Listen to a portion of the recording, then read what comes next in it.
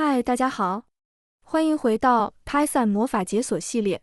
今天是第6期，咱们要解锁2个让你的 AI 类像 Python 列表一样可迭代的魔法方法 itr 和 next。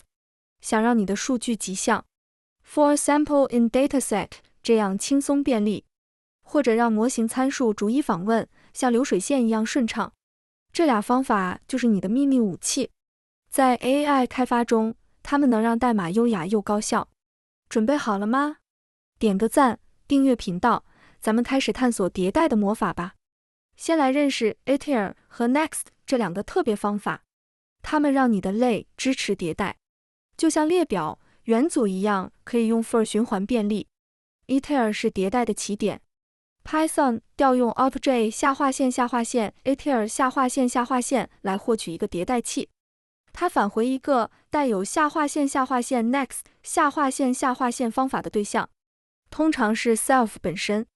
next 负责返回每次迭代的下一个元素。当没东西可迭代时，抛出 stop iteration 异常，告诉 Python 循环结束。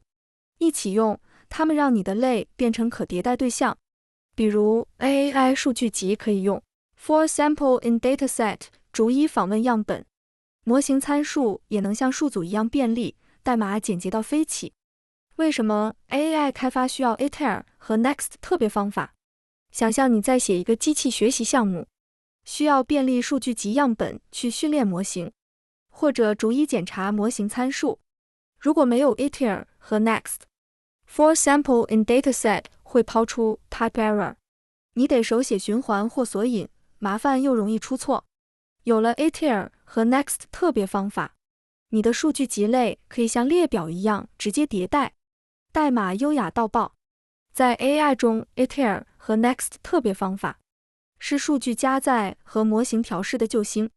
比如 PyTorch 的 Data Loader 就靠迭代器逐批加载数据，模型参数便利，也能用来检查权重更新。学好这2个方法，你的 AI 代码就能达到框架级的水准。好了，咱们动手写代码，看看怎么用 itr 和 next 特别方法打造 AI 友好的可迭代类。这段代码定义了个超级简单的 simple iterator 类，该类里面定义了 itr 特别方法，并返回 self。 next 特别方法每次返回下一个元素，索引到头就抛 stop iteration。 for x in iterator 直接打印1、2、3，就像便利列表一样。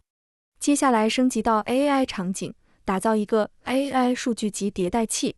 这个 AI dataset 类模拟机器学习数据集，存特征和标签。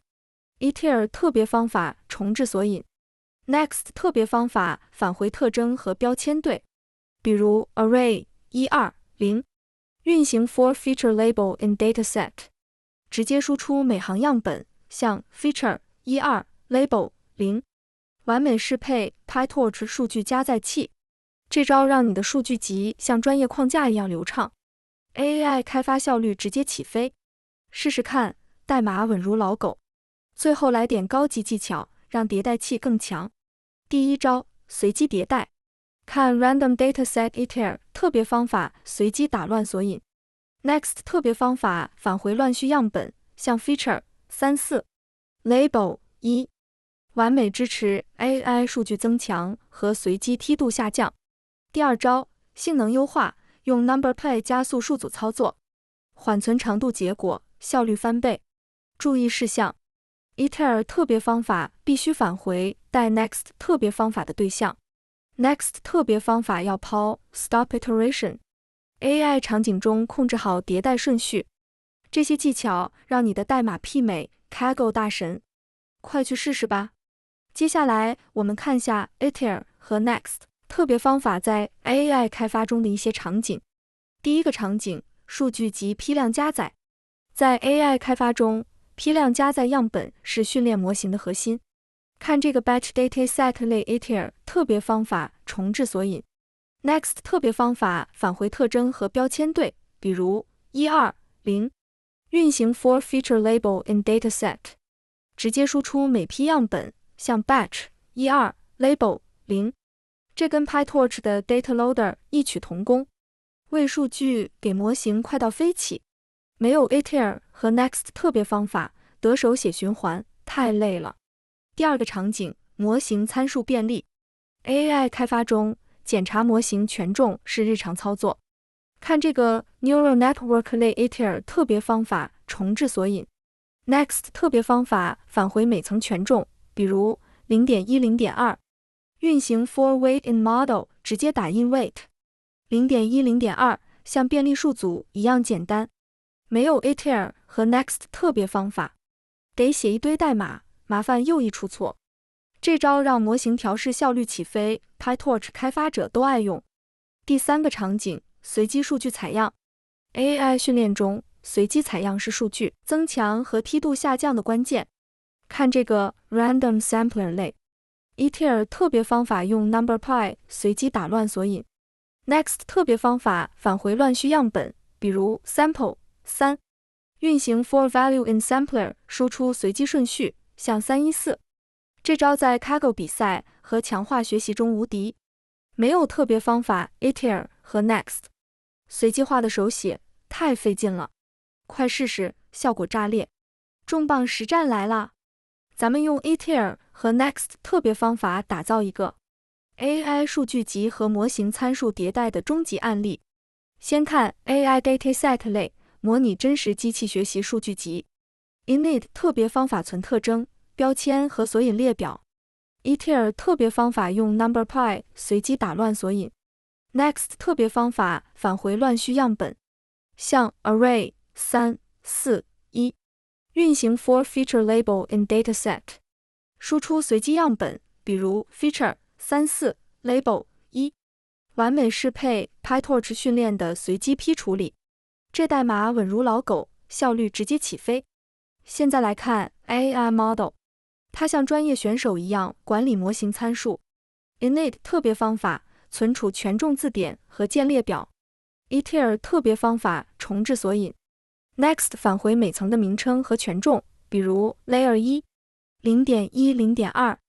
运行 for key weight in model 直接打印 layer 1 weight 0.1、0.2，干净到爆。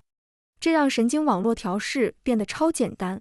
结合这两个类，你的 AI 管道 Pythonic 到极致。快去试试，在评论区分享你的代码，让我们看看你的 AI 魔法。好了，今天我们彻底解锁了 iter 和 next 特别方法的 Python 魔法。简单总结 ，iter 特别方法开启迭代 ，next 特别方法逐一返回元素，让你的 AI 类像列表一样可迭代。从数据集批量加载到模型参数便利，再到随机采样，这些方法在 AI 开发中是效率神器。PyTorch 和 Kaggle 大神都在用，代码优雅到爆，开发效率直接起飞。想更上一层楼？下一期我们聊 Code 特别方法，让你的类像函数一样可调用。快来挑战！用 iter 和 next 特别方法写一个 AI 数据集类。评论区分享你的代码。喜欢这期视频，点个赞，订阅频道，打开小铃铛，别错过下一波 Python 魔法。评论区见，咱们下期再会。